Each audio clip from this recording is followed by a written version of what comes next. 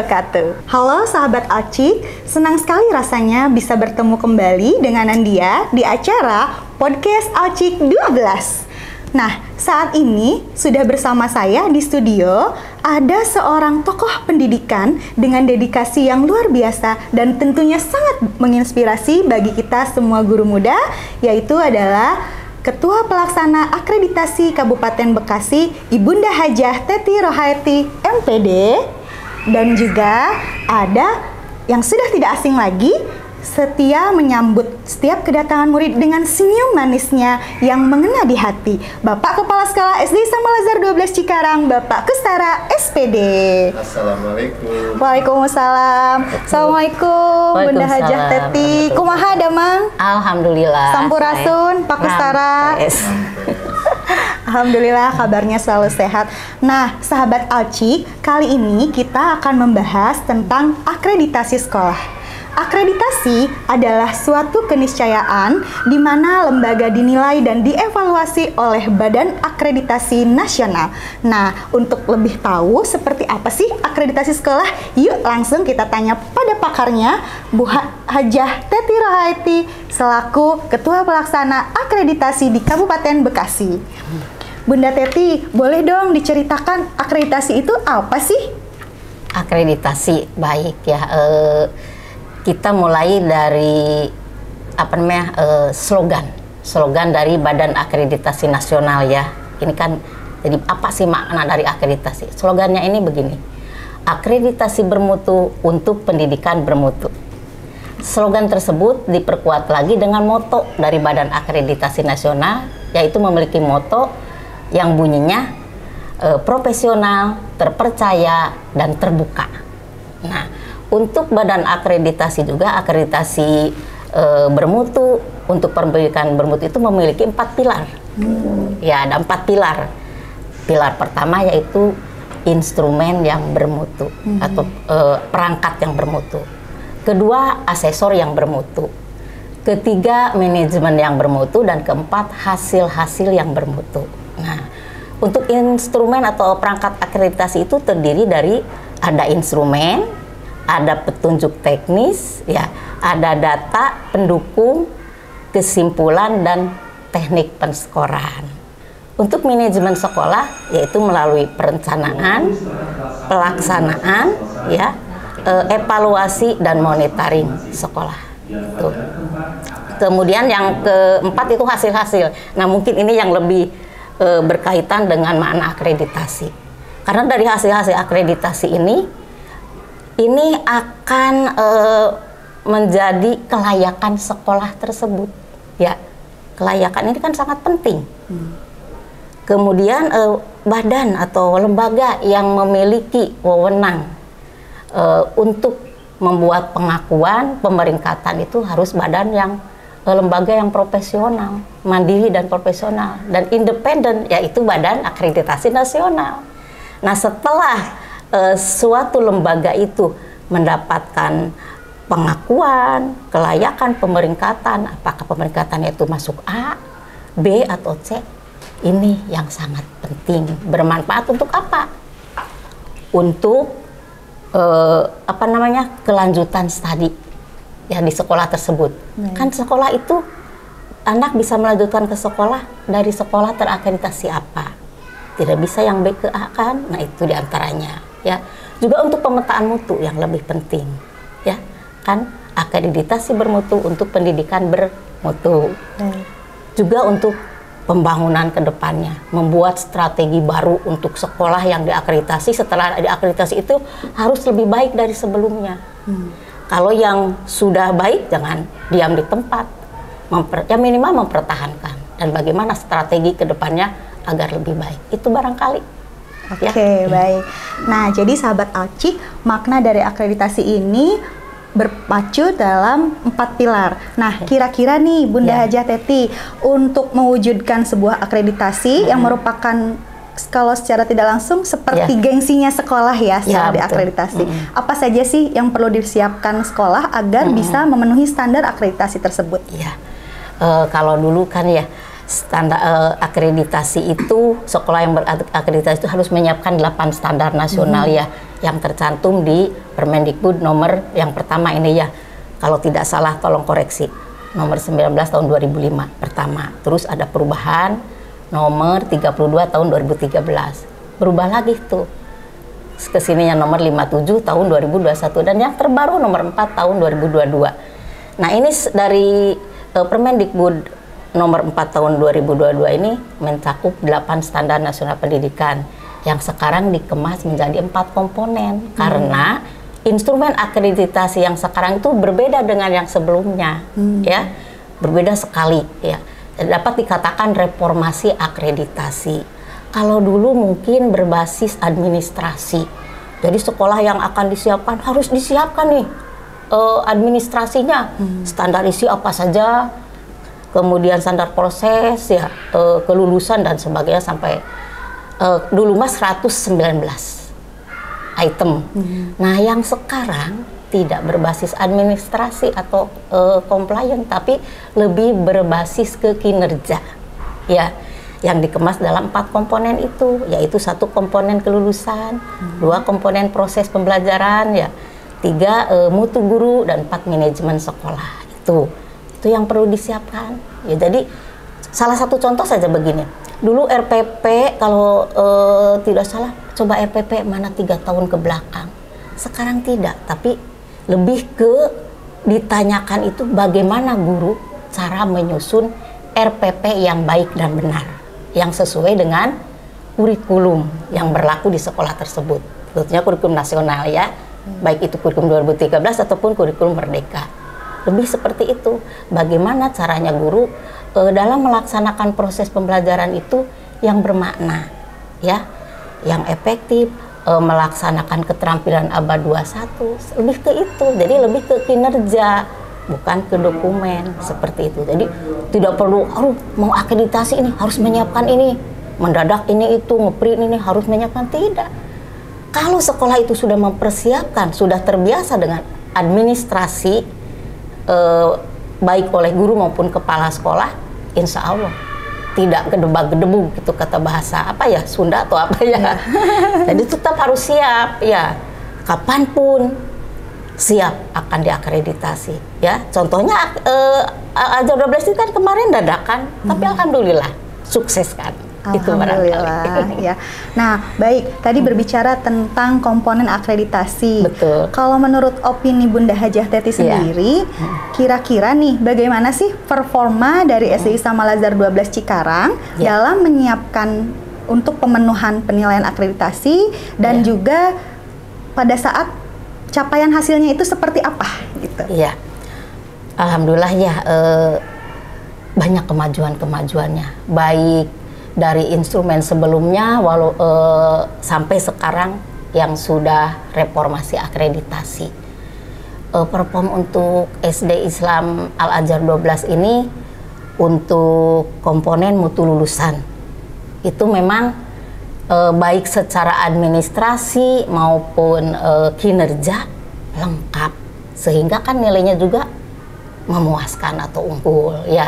Apalagi Bapak Kepala Sekolah ini benar-benar ya luar biasa karena membuat tim ya Pak ya, membuat tim akreditasi itu dari 4 komponen dan 1 komponen itu sampai beberapa orang, sehingga dalam waktu sesingkat-singkatnya pun tinggal mengumpulkan kan Pak, karena data atau dokumen sudah ada ya.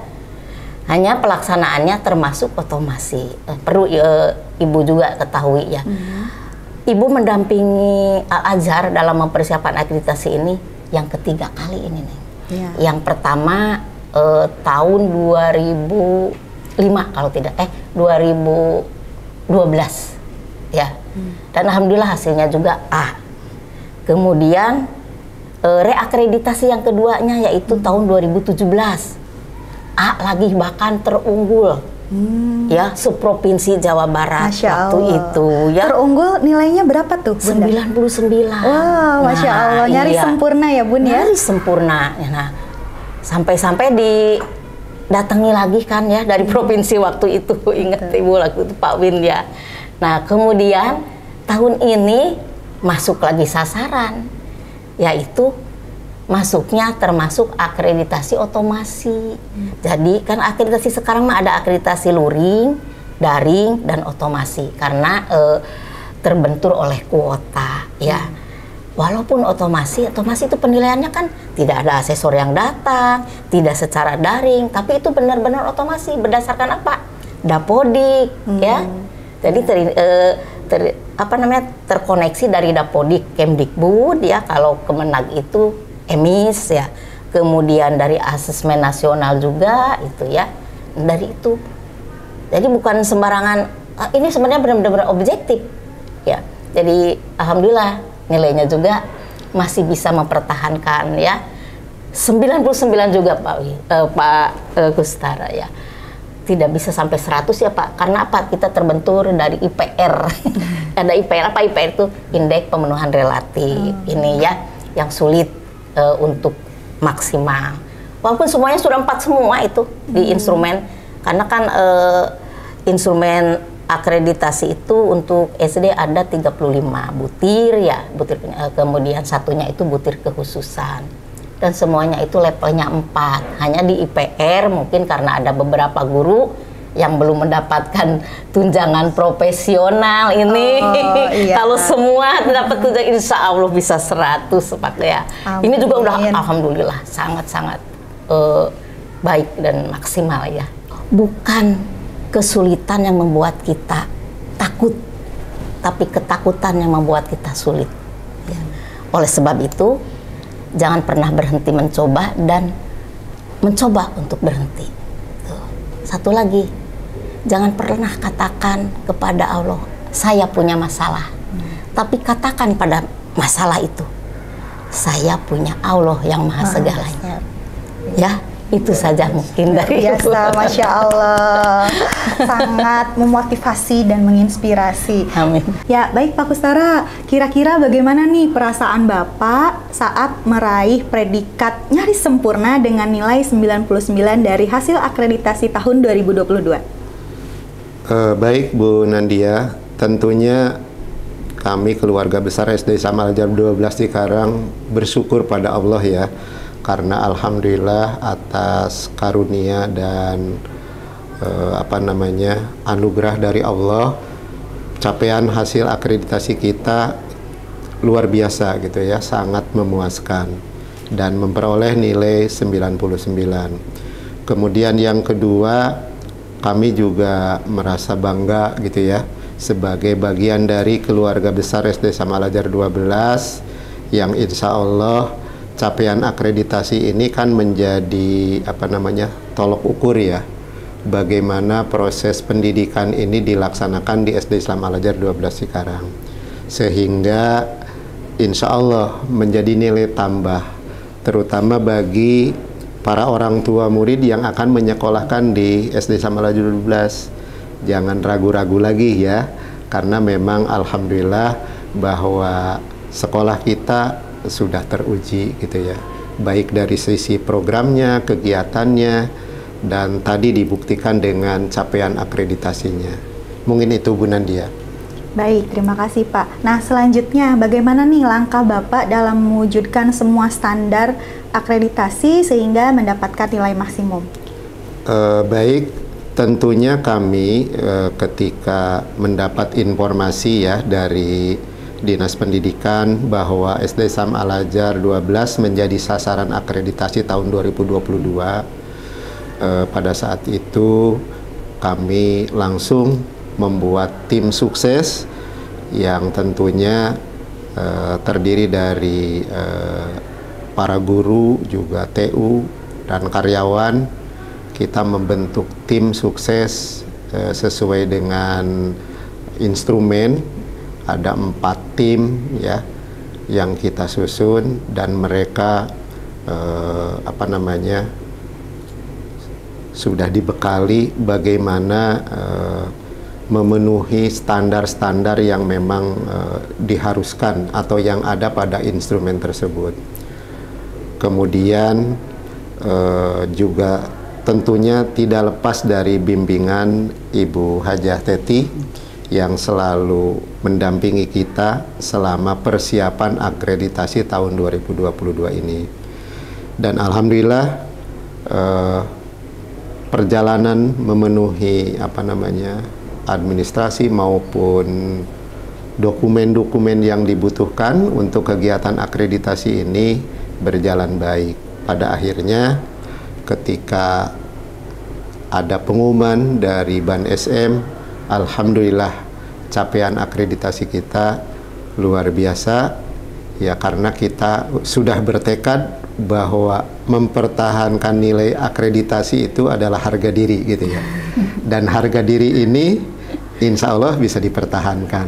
Amin. Dan untuk itu saya ingin berterima kasih kepada Bu Hajah gitu ya. Mudah-mudahan ini jadi amal soleh buat Amin. Ibu atas bimbingannya, sehingga kami bisa menghasilkan capaian yang terbaik di tahun 2022 ini.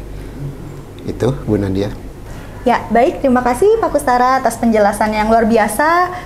Jujur saya juga merasa sangat bangga dan bersyukur jadi bagian SD Islam Al-Azhar 12 Cikarang. Baik sahabat Acik, sungguh motivasi yang luar biasa dan sangat menginspirasi. Nah, sekarang saya hendak bertanya kepada Pak Kustara. Kira-kira Pak Kustara, adakah ajakan khusus untuk sahabat Acik supaya tidak ragu lagi menjadi bagian dari keluarga besar SD Islam Al-Azhar 12 Cikarang? Silahkan Pak Kustara. Baik, terima kasih Bu Nandia. Pesan untuk sahabat Acik, mari bergabung dengan SD Islam Al-Azhar 12 Cikarang. Insya Allah SD Islam Al-Azhar Cikarang itu fokus pada keagamaan, kemudian fokus kepada prestasi, fokus kepada pengembangan minat dan bakat. Insya Allah putra putri ayah bunda ketika sudah bergabung di sini, harapannya akan menjadi anak yang soleh dan soleha. Nah, untuk itu ini mumpung gitu ya, dari bulan Oktober itu kita sudah memulai PMB untuk tahun pelajaran 2023-2024. Nah, kami atas nama sekolah ingin mengajak, mari kita bergabung dengan sekolah hebat yang ada di Kabupaten Bekasi. Kemudian terakhir saya punya pantun nih. Wah, gitu keren banget nih pastinya. Nanti kalau saya ngucap pantun bilang cakep ya. Kita jawab cakep sahabat Acik. Kalau sudah azan asar. Cakep. Kenapa jubah diganti kain?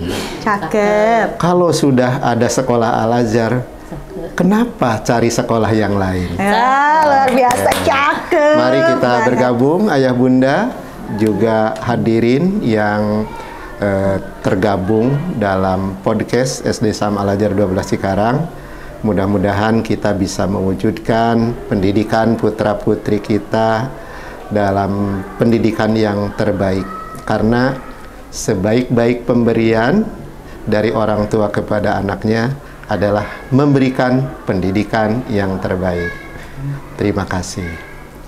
Baik, luar biasa sekali ya Pak Kustara. Ya, terima kasih Bunda Hajah Teti atas kesediaan waktunya memenuhi undangan mengisi acara podcast Acik. Pak Kustara, selamat bertugas kembali. Nah, sahabat Acik, sekolah adalah rumah yang kedua. Maka, sebagai orang tua yang cermat, sudah seharusnya memilih sekolah yang hebat. Dan sekolah yang tepat adalah SD Islam Al-Azhar 12 Cikarang. Terima kasih saya sampaikan untuk undangan yang sudah berkenan hadir. Sampai bertemu lagi di episode podcast Acik 12 berikutnya. Assalamualaikum warahmatullahi wabarakatuh. Waalaikumsalam warahmatullahi wabarakatuh.